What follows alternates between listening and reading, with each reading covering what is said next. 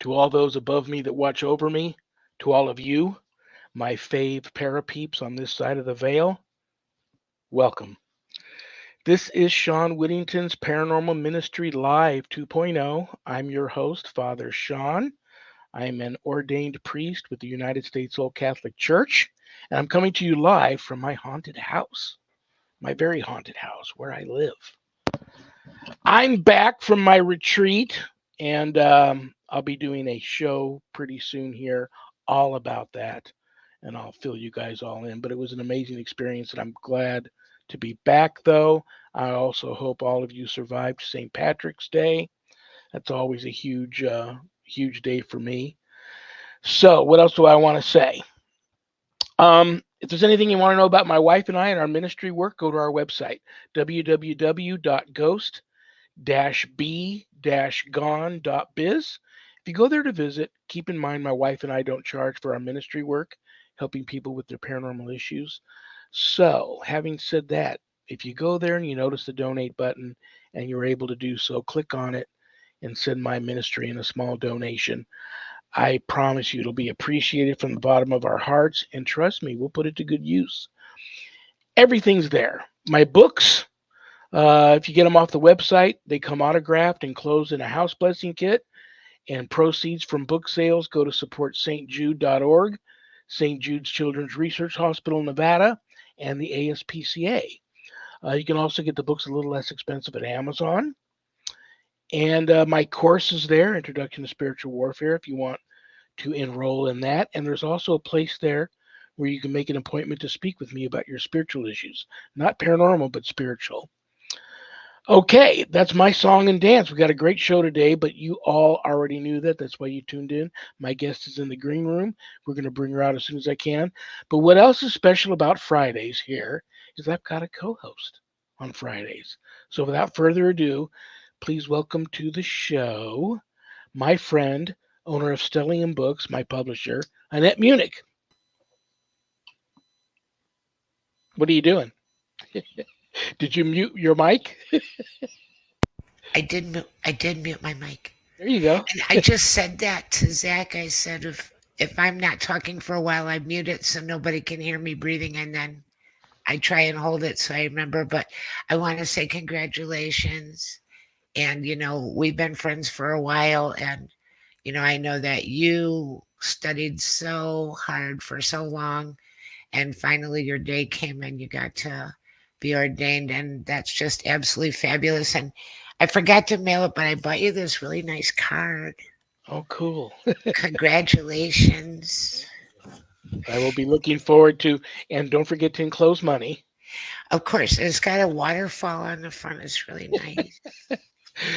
I But appreciate yeah, I'm just congratulations. Just so cool, that your father Sean. That is very cool. A lot of hard work. I saw some of the pictures. They're lovely, wonderful. and I'm sure more will start to surface. There were a lot of people there doing a little bit of filming and some pictures. They'll start surfacing, and as they do, I'll share them. But yeah, it was good. It was an amazing experience, a life changing experience. I couldn't begin to adequately put it into words what that weekend was like, but amazing. And so now the next chapter as Father Sean is going to begin, and we'll see what happens there. I'm performing mass here in my home every morning, and it is what it is. It's just I did work hard. I'm going to pat myself on the back.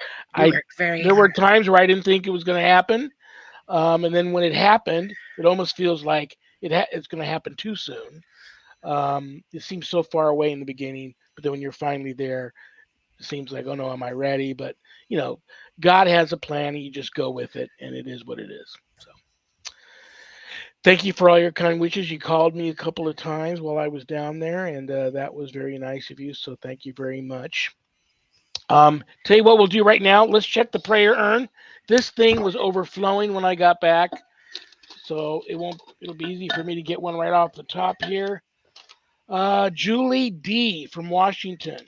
I'm Catholic, but I feel I have lost a little of my faith. Oh no. looking to get it back. Advice? Question mark. Got a prayer for that? I do, Julie. I do have a prayer for that. I need one, she says. Okay. And you know what? You're in luck because I never get tired of sharing this prayer. It's my new favorite prayer from the Saint Benedict's prayer book. And so I'm going to share that. I'm going to offer that up for Julie, for everybody else out there, searching for God. In the name of the Father, and of the Son, and the Holy Spirit, amen. O Lord my God, teach my heart this day where and how to see you, where and how to find you.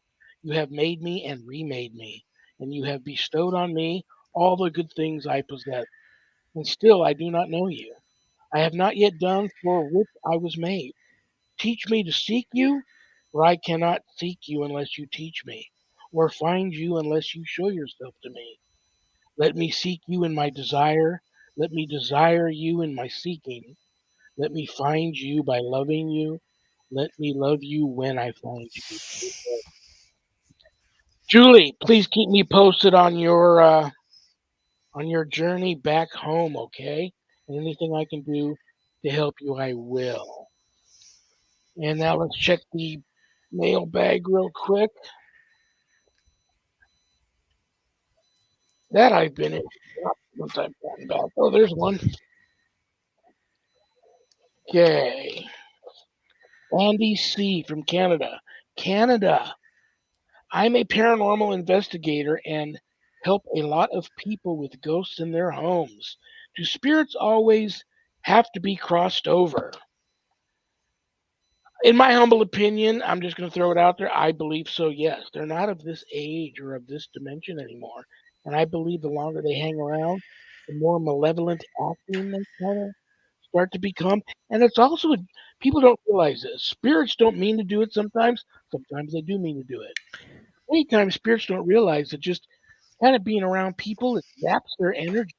So people start to, have illnesses and be run down all the time and no motivation.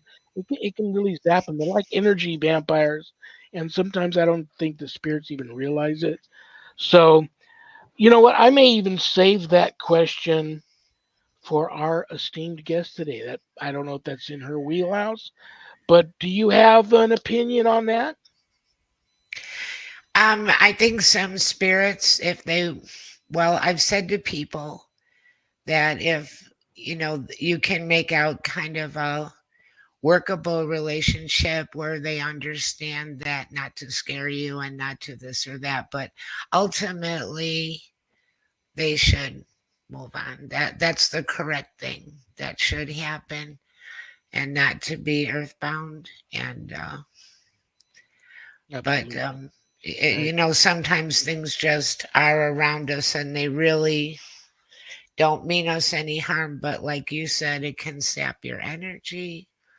It's not easy living under that kind of a situation scenario. So absolutely I agree we're 100%. not meant to hang around forever. We're not meant to do that. Well, I know you're excited about my guest today, so am I. It's my first time meeting her. It's her first time on the show. I hope she has fun because I know you and I are going to want to have her back. We will. So I'm going to go ahead and bring her out. She is a medical intuitive clairvoyant. I don't think I've ever had one of those on the show before. I'm so Um, excited. I am too. She is also known as soul healer. I love that. So, brothers and sisters, the ones of you that have tuned in, you tuned in for her. So you all know her, you all love her. Please give a big paranormal ministry family welcome to the one and only Dr. Rita Louise. Hi, guys. Hi, Dr. Rita. It's so Now great to have you here. I'm gonna let you two gals chat. But wait a minute, I have to say something first. So, Sean, aren't you going to like burn in hell, like doing like ghost stuff and being a priest at the same time? This is what I tell people. I am who I am. I've been a Ghostbuster since I was about 10 years old. I was baptized Catholic. I was in Catholic schools till probably fourth grade. Um, And then I went through catechism, went through confirmation. I've been Catholic all my life. I was originally ordained as an exorcist through a Christian university, but now I'm back in the Catholic fold. And, you know, like I said, I am who I am. I believe in ghosts and I help a lot of people with their paranormal issues.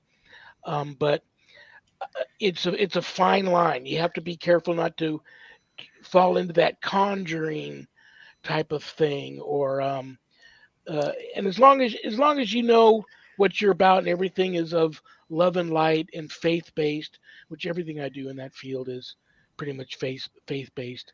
I think I'm okay.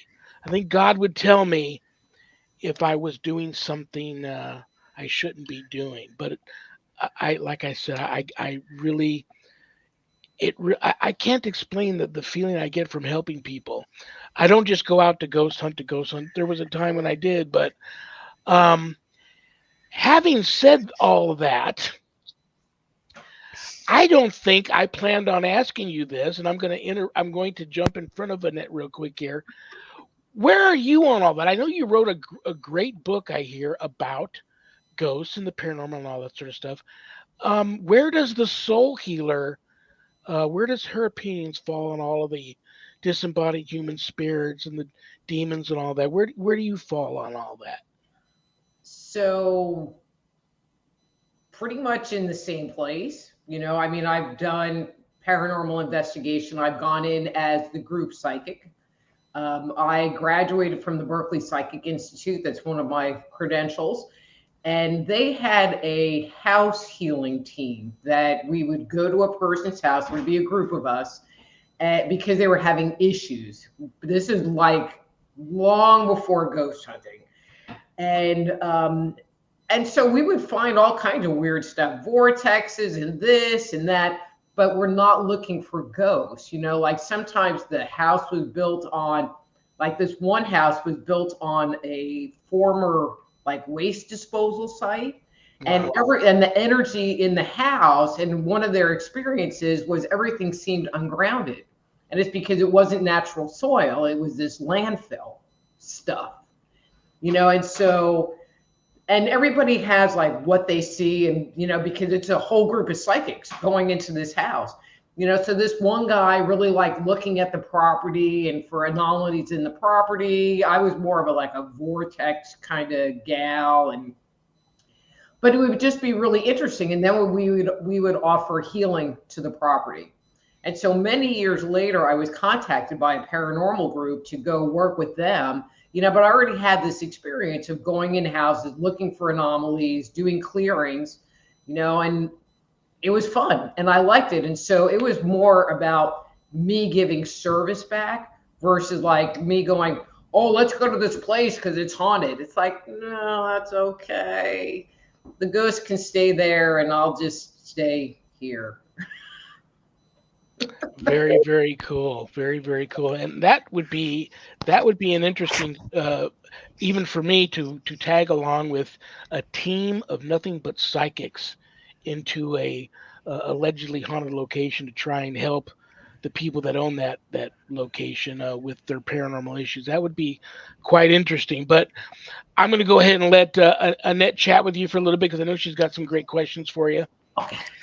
Well, I actually love this topic. And I went to your website and it's beautiful. And I thought, for opening, just kind of let people know what kind of services you provide, what kind of natural healing and energetic healing and intuitive healing, what kind of modalities of that are involved. And before I start asking you anything specific, because we might get people from the chat room too that have questions. It's a very big, I'm into it a little bit. So there's actually a lot that you could talk about under this umbrella.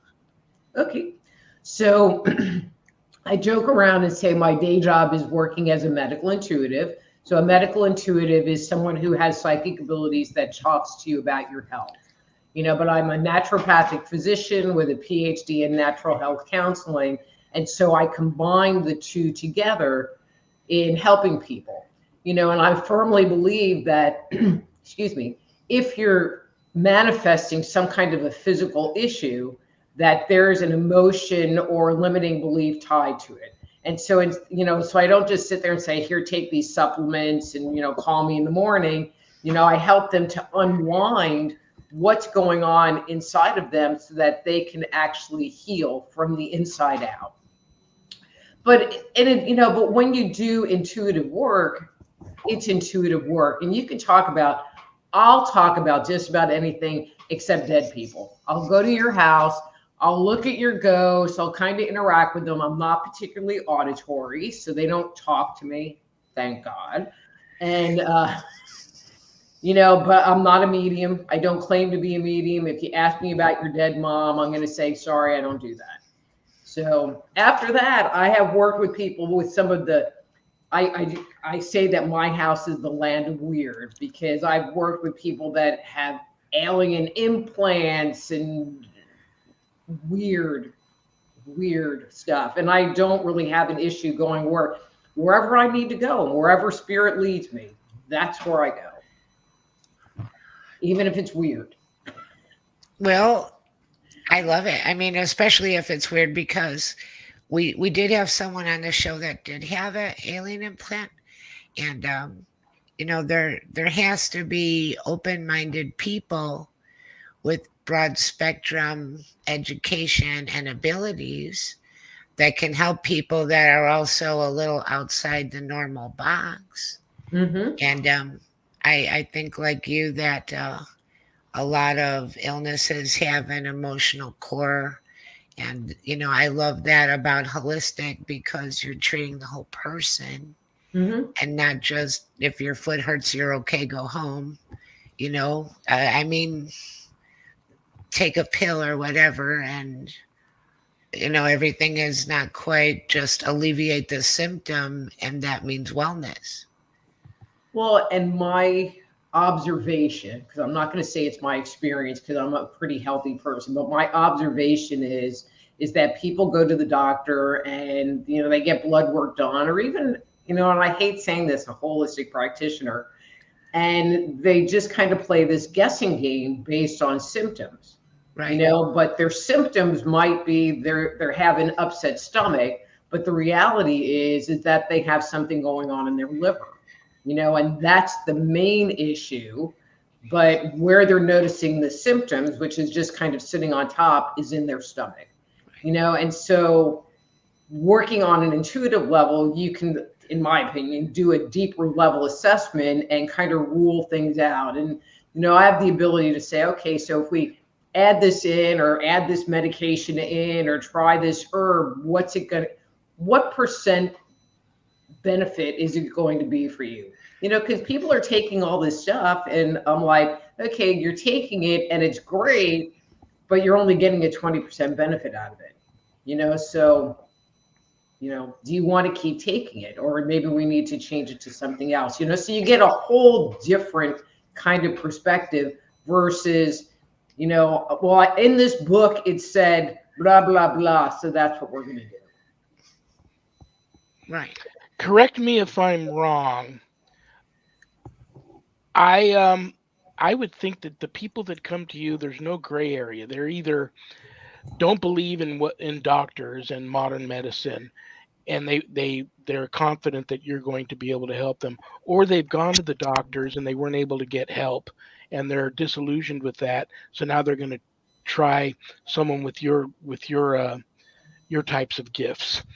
When I hear you talk about that, I think about some of the people I've met who like practiced a lot of the shamanic practices, and they do like chakra alignments, or they can like lay hands on people, and either some of them claim to even cure the ailment by laying hands on them, or at least laying hands on them and know exactly what was wrong with them. Do you have an opinion on those folks? Do you work much Mhm. with people like that, and what's your opinion with that? Oh, very much so. So I'm just gonna, I totally believe what you said and that commentary. Um, but I am only the facilitator. I don't heal someone.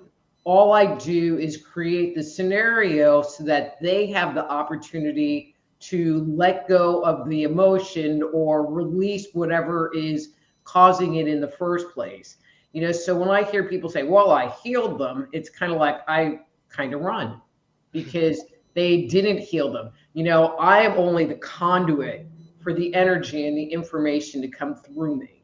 It's a little egotistical, in my opinion, to say that and do that. I mean, I've had clients that I would say were miracle people, where I did a session with them and they have these great things happen, but they were ready. They were ready to make the change. Maybe not mentally, but apparently their body was, because it just happened. And then some people, you could work with them forever and nothing happens. It just depends on the person. Well, this is a little side note, but I'm going to throw it in because it's the right time to say it.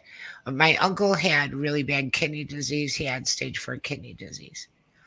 And um, we were trying to do research and come up with different things that might help him. And then finally I said, do you believe in God? Do you believe that you could get even 10% better? Do you believe in any of this? He said, no. So if somebody's like that so if you don't believe you can get any better and you don't believe in a divine intervention, I suppose miracle could still happen to you, but it's a lot less likely. I think a miracle, because there's what we tell ourselves in our brain, and then there's what our body wants, which can be two totally different things.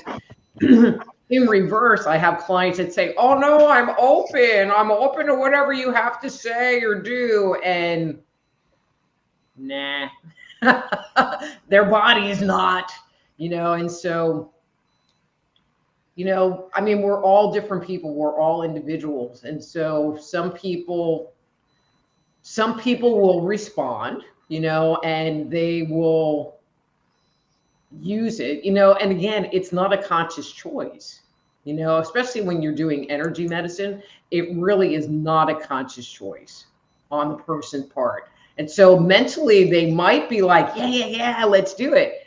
But sometimes, I had one client, I was talking about this the other day, and she really wanted to heal,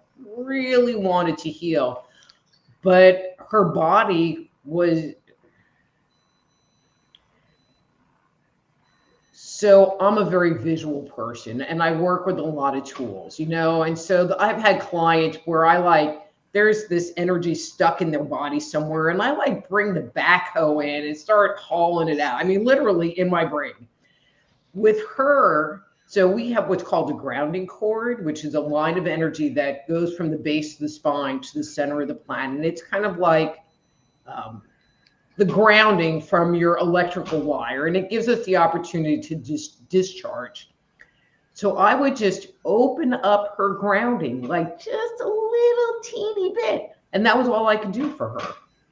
And I would just sit with her and be with her and keep that space with her, because anything more was an overload to her body, even though her soul so wanted to get rid of it, but her body was like, no. Now I'm the backhoe lady, and it was okay. That's it. That's all you're getting from me today. So that's interesting. And you're working with energetic pathways. Yes, very much so. Do you have any kind of sense of people's aura? Yeah, I mean, their aura, their chakras, to me, okay, so I'm going to be a little judgmental here. There are people that identify themselves as being medical intuitives, but all they do is look at the aura and the chakras, and to me, I go into the physical body and I'll talk about your liver and I'll talk about your kidneys and I'll talk about, what's going on functional, as well as what's going on subtle energy wise, if that's where I'm being drawn, or emotionally wise. I'll evaluate the meridians in some people if that seems to be where I need to go with them, you know, Father Sean, I just open it up to God. Yeah. People are like, well, what are you going to do? And it's like, I don't have a format.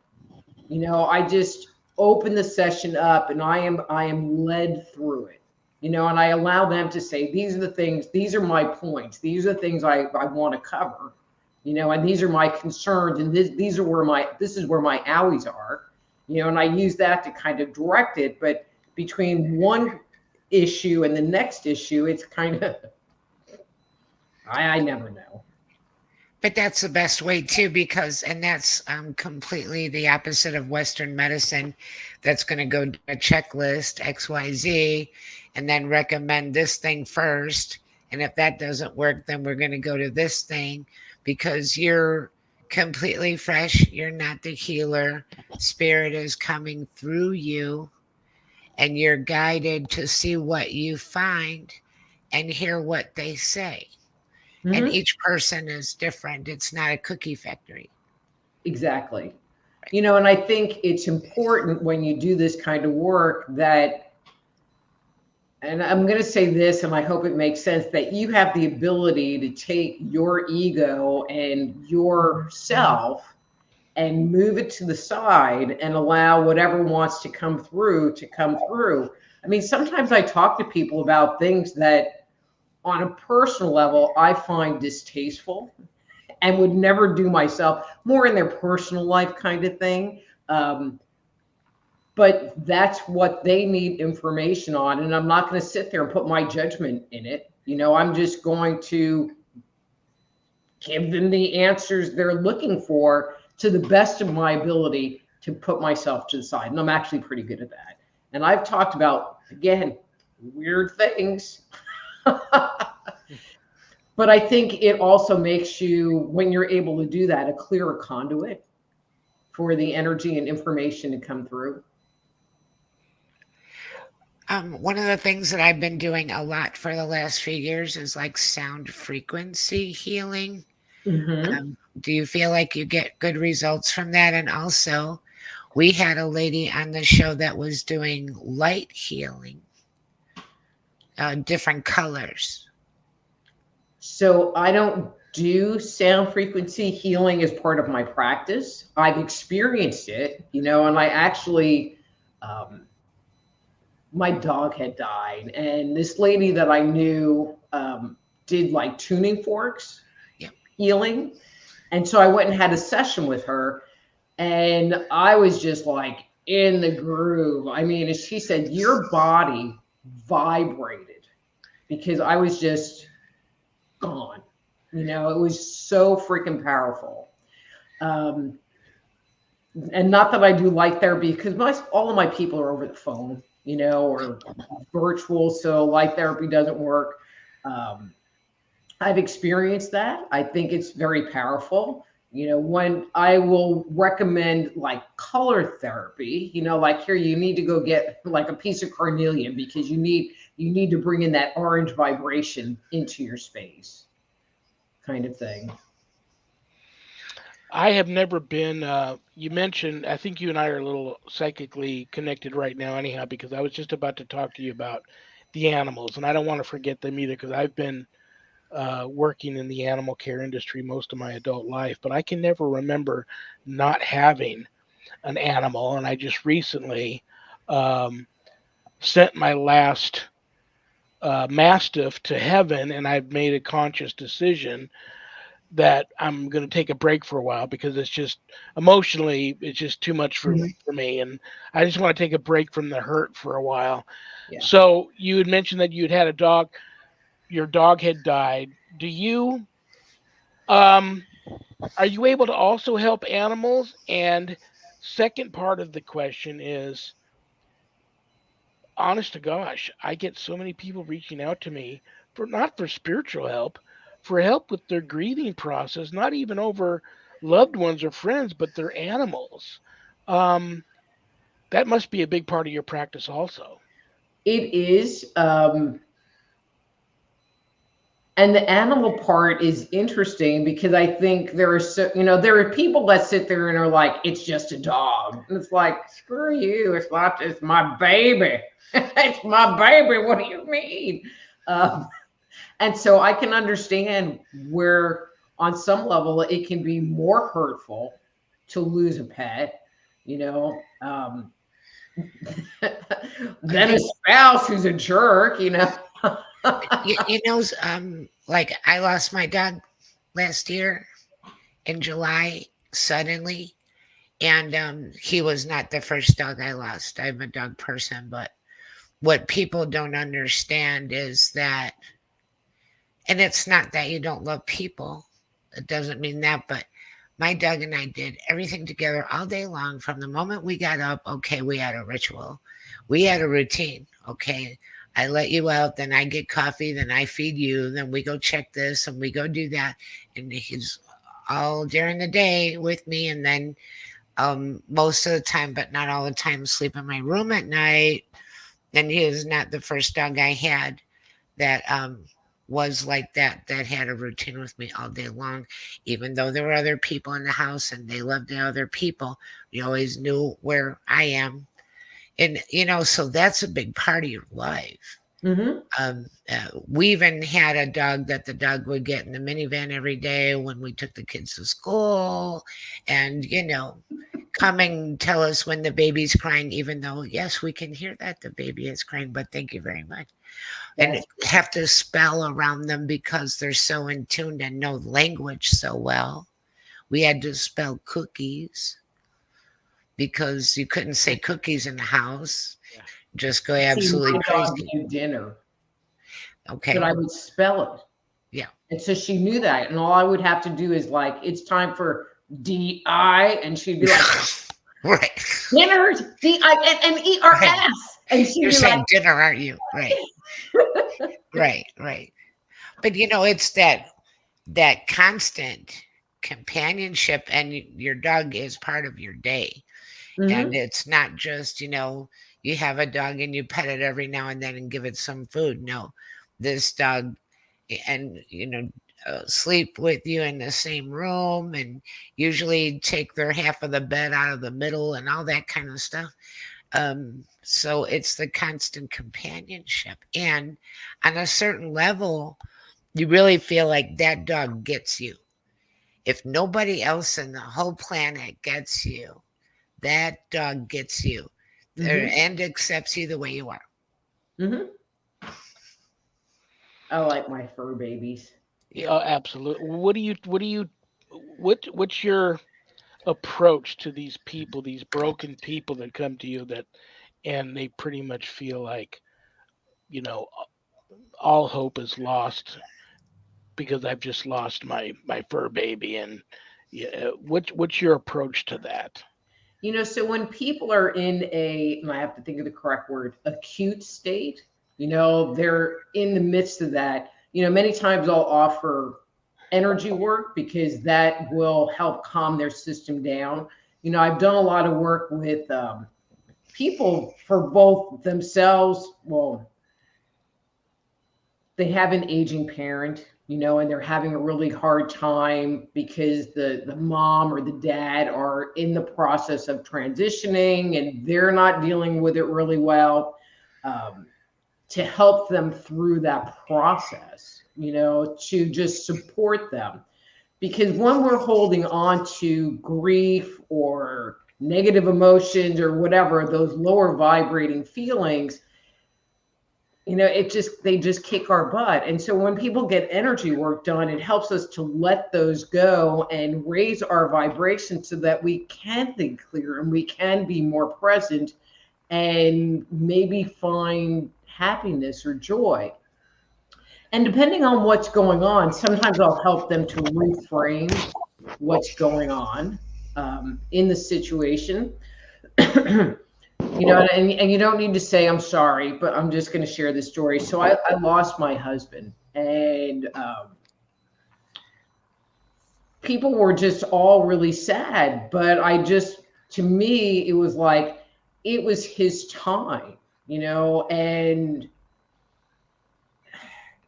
even though it really sucked losing him. Really, I mean, I finally found like a really great guy, and then he freaking died. But I wasn't going to sit there and hang on to him and make him like go through chemo and go through all of these things to be with me. I was like, if you're using this as an escape to just go on, it's like you need to just you need to do you, and but whatever you decide, I'm going to support. So if you don't want to do the chemo, which that was a joke, but then we're not going to do the chemo, and we're going to figure out what our next step is.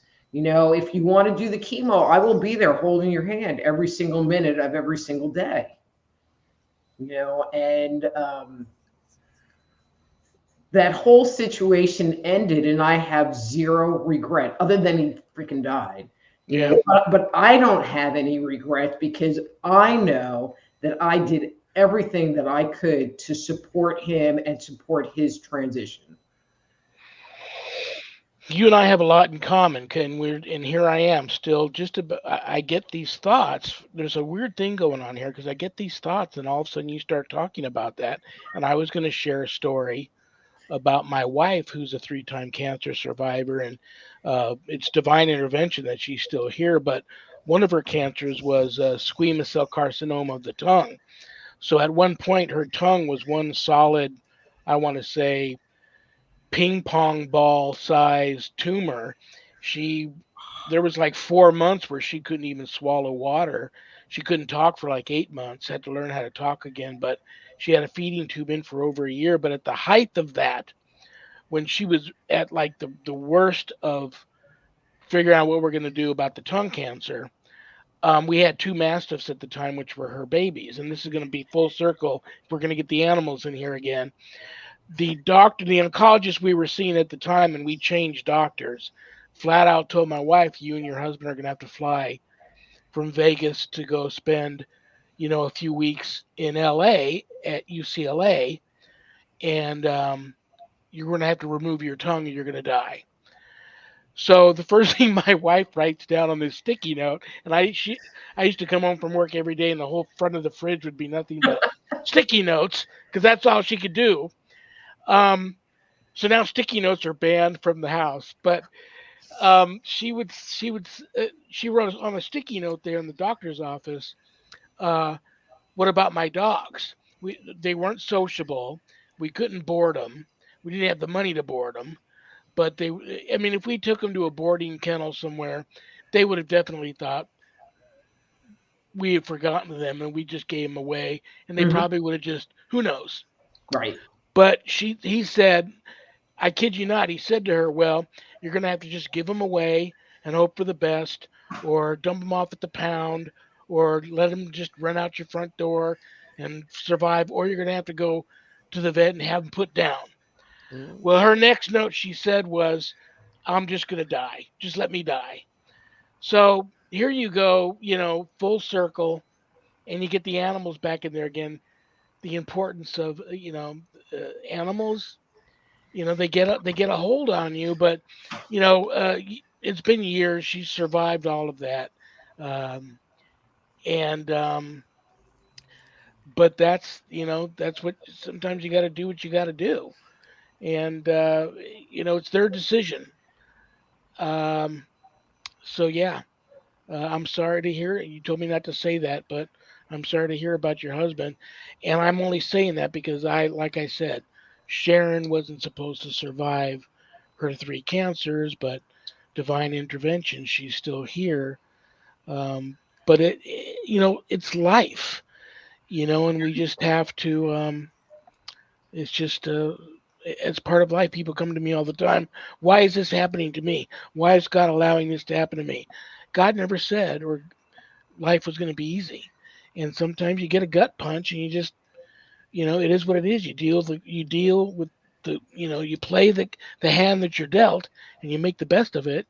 But you got to stay strong in wherever you draw your faith from, whether it be God, or I help a lot of people, believe it or not, that don't believe in God. They just get off on talking to me and getting my opinion on things and bouncing stuff off me. But I'll help anybody that reaches out for help. Do you where, I know this is a weird question, but are you like a woman of faith? No. How's that? Okay. So I have a wonder. So if I was going to identify, if I had to pick a religion, I would say that I am much more Jewish in my emotional constitution. So I went to Catholic school for 8 years. Um, had issues with the Catholic faith in second grade.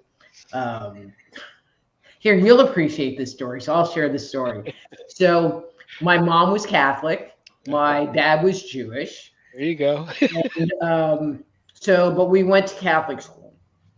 And so, in second grade, you're doing all of the sacraments. That was because you're getting communion that year. So, we're doing the sacrament, and we're covering baptism.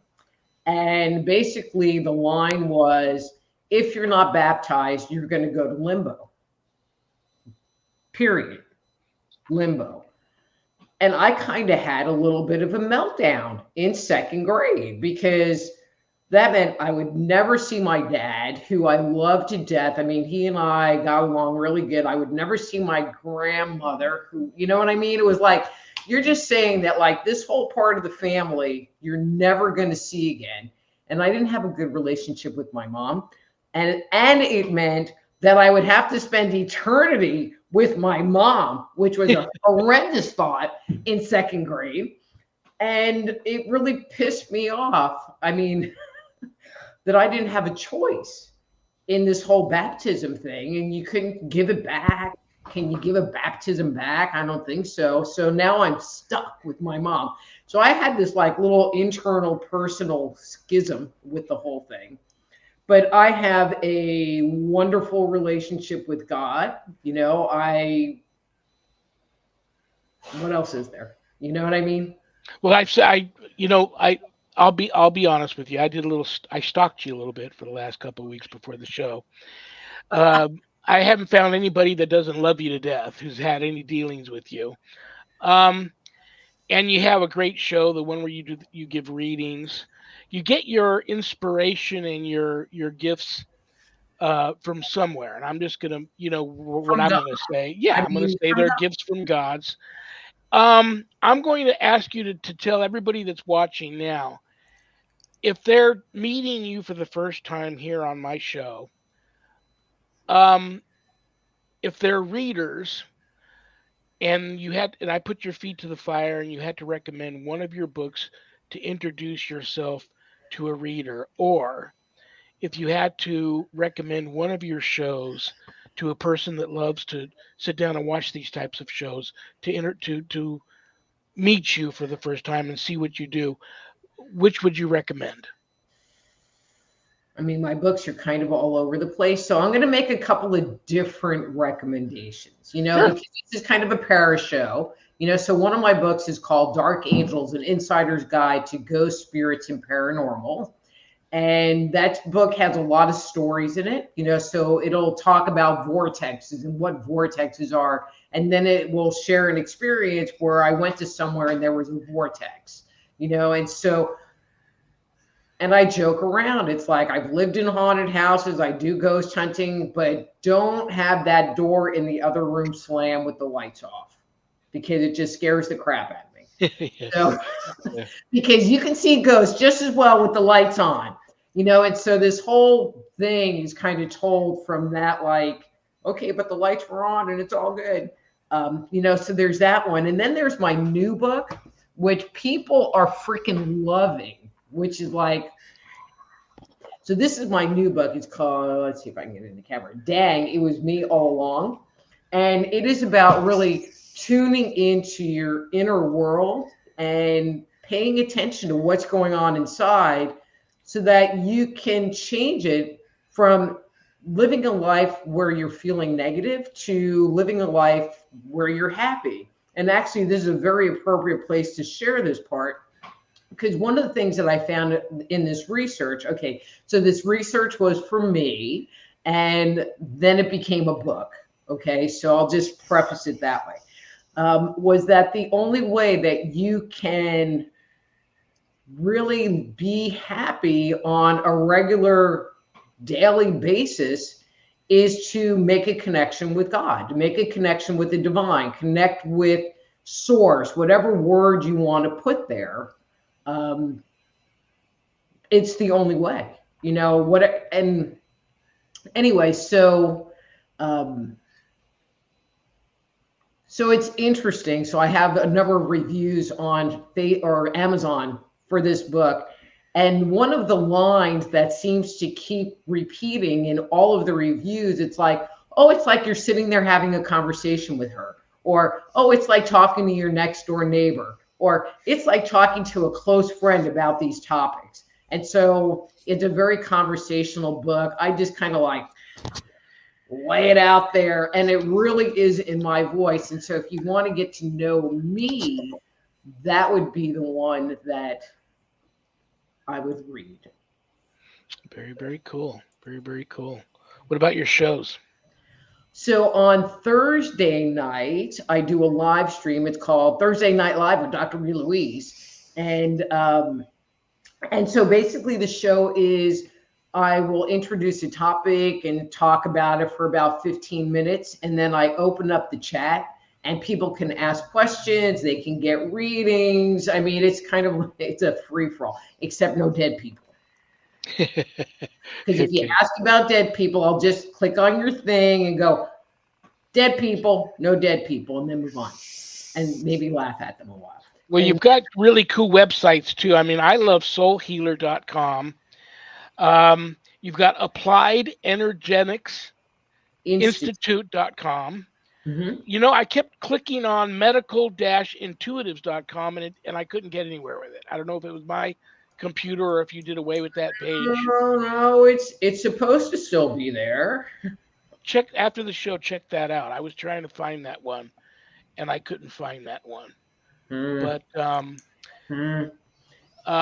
what else did I want to say? Soulhealer.com is like my main portal website. I went to soulhealer.com. That's where I was looking. I have it open right now in case I wanted to refer to something. A very nice site. Thank you. I did. I've got about 5 minutes before I have to kick you out of here. I'm going to let Annette chat with you because I know she's got some questions. Hey, I would love if she came back and did a show and we had a topic and just started doing feedback and being interactive. We did have quite a few people make comments in the chat room while you were talking. And I was going to ask if you do any work with angels. No. I mean, because, to me, angels are just another being of a higher vibration. And so maybe I work with them, but I just don't attach that word. Okay. Do you like hypnotism? So I am a certified hypnotherapist. Really? But, cool. Well, no, I got a caveat. But what I found when doing work with people, was that I am so empathic and empathetic that I would just go right into whatever they were dealing with. And it was hard for me to kind of keep separate and be able to guide the session. And so I determined that it just wasn't a good modality for me to work with, because if you're in the middle of, we do a regression and, you're 6 years old and you're getting beaten and, you have all of this stuff going on and I'm like right there with you with popcorn, watching the whole thing. I can't really be in my adult chair to support you because, I would just get sucked in. So have you run across anybody or anything that kind of makes you believe that people have had past lives, they've been reincarnated, that they're carrying anything around from a previous lifetime? So I do past life readings, so I tell people they are for entertainment purposes only. because they're not therapeutic. It's just me taking a look and going, you're showing me this life. And this is what I look for is what lifetimes are you using now? Like I had this one, I was doing an interview and they're like, yeah, like, what about us? Tell us about our past lives. And so I'm talking to this one gentleman. I'm like, you are a Franciscan priest, because he had like the bald patch in the back, and the two other women that were there were like freaking out because apparently he did try to get into the priesthood, but then had dropped out. But he was utilizing that past life in the present time. I always think it's funny because if you come across people that believe they're reincarnated, they were always somebody really big time famous. Oh, yeah. I was Cleopatra. I was Napoleon. They were never a farmer in the countryside. They were never just an ordinary person. So that makes me think. But that has more to do with the hypnotist, I think, or they go in with preconceived notions of what they want, versus just going into it. So when I was taking my training, we had to do all of these exercises. And so when I did my past life, was led through the past life regression, you're just going to laugh at me. I was an elephant pooper scooper in India. And I had like these knee pads. And so the king and the procession of elephants would go.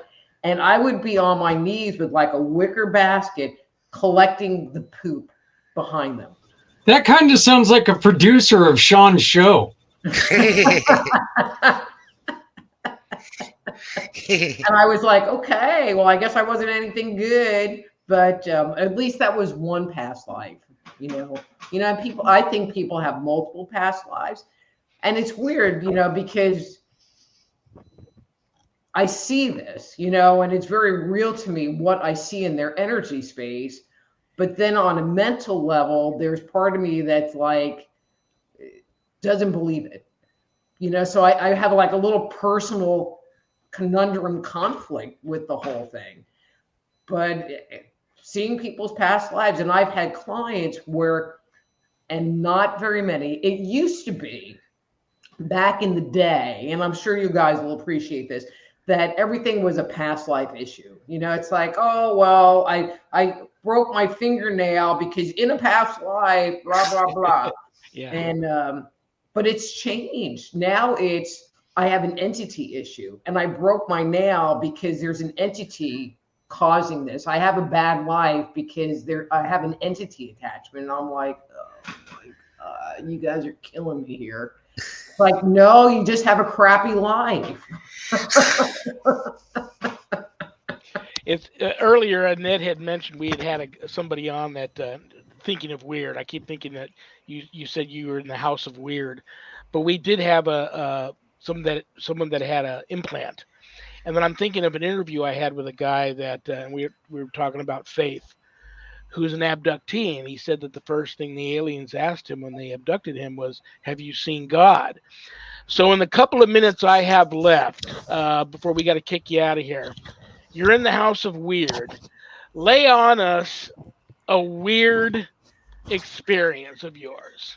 So this is the one you were talking about, the implant, and came into my head. And that's usually how I fly. It's like, okay, it's in my head. So this is what I'm going to talk about.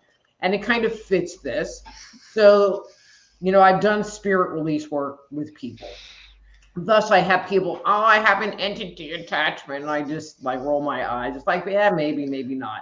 But I had this lady come, and I don't remember what the original complaint was, but it had something to do with an entity. And I look at her space, and she has like these bugs, like dragonflies flying all around. And there was a vortex that came into her auric field on one side and left on the other side. And so she's like, can you fix it? So I'm like catching the bugs and squishing them. But there was a vortex, and so the only way to make it stop was to shut the vortex down, which is a much more complicated thing than you might think. But I'm like, you have these bugs into your space. And she was like, I know, they make me crazy. And I think I kind of weirded her out that I just like saw it boom, there it is. Hmm. Very interesting. And that reminds me, Dragonflies. That I don't know if you guys saw that movie, Dragonfly with Kevin Costner. Great movie. I saw that movie. Great Hmm. movie. Well, this is what I'm going to say to you. I love you and I respect you. I think you're Thank super you. cool. Did you have fun when you come back? I would. Very, very cool. I know Annette would like that too. I know Annette. I didn't even look at my. I have a half a dozen or so questions I didn't even look at. I know Annette still have some, so I will throw some dates at you. Until we see you again, Dr. Louise, Dr. Rita Louise, have a wonderful, wonderful, wonderful weekend. Thank you so much for being here. And I'll add you to the prayer list and I will pray for you often, okay? Thank you. Thanks for having me. You're Thank welcome. you You so much. It was so love you great to guys. meet you. You too. So We'll, everybody find her at soulhealer.com. we'll Thank you. see you later, Dr. Louise. Bye bye.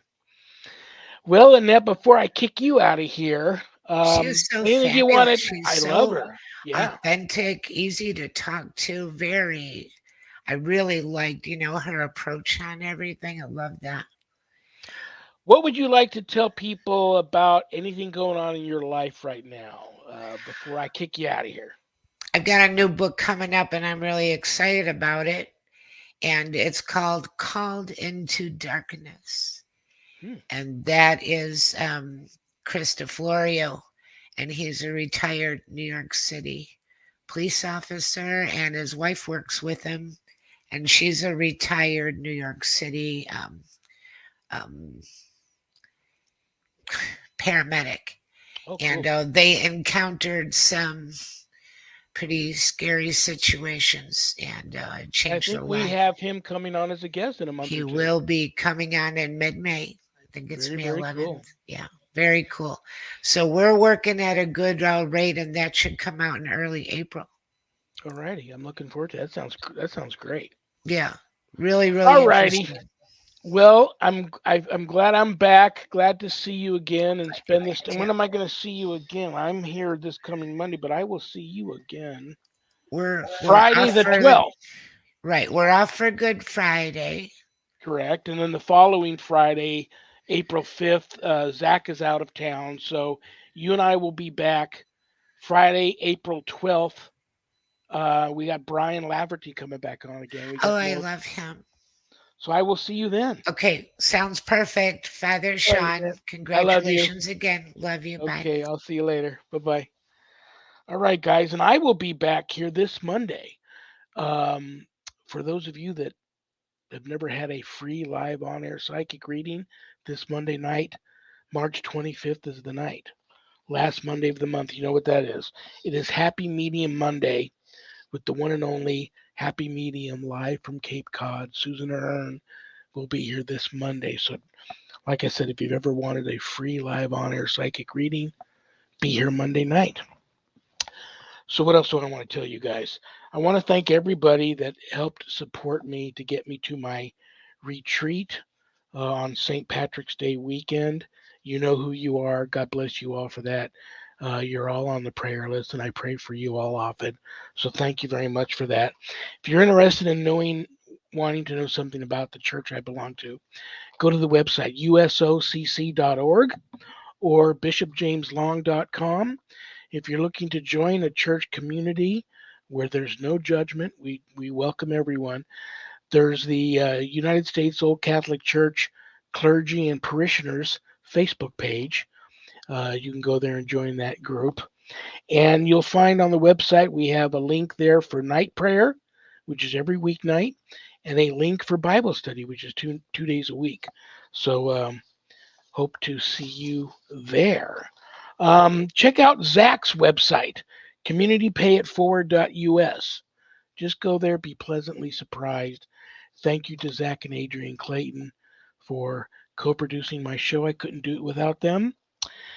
You can find me now on Facebook as Lawrence Morais, my stage name, because my original profile got hacked and then deactivated. So it is what it is. Eli Roth presents the Legion of Exorcists. If you haven't seen it, and you want to see it, There's so many streaming services that are carrying it now. It's crazy. It just premiered in Asia, Travel Channel Asia, channel 711, and it's doing great over there. So you can find it if you want to see it. You can also buy the episodes on Amazon Prime. Thank you to PACT, little p, capital ACT, Podcasting for All Coming Together channel. Thank you to Things Network. Thank you to Parapost Network Central. Thank you to Temple of Phoenix Rising Entertainment. And thank you to Spirit Alabama for all those networks simulcasting my show. God bless you for that. I love you all. I don't have a show without all of you. And I pray for all of you often too. So, having said that, you know what time it is? It is bad joke time.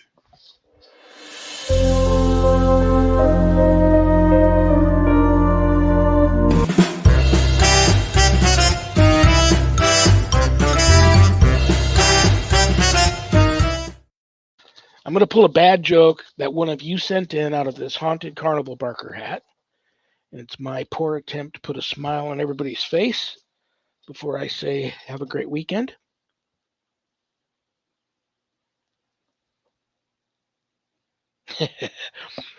A company is making glass coffins.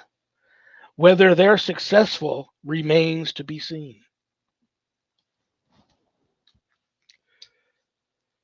Good night, Danny. Good night, Jack. Good night, Dog. Good night, Harold. Rest in peace. Big premiere this weekend. Ghostbusters. Frozen Empire should be good.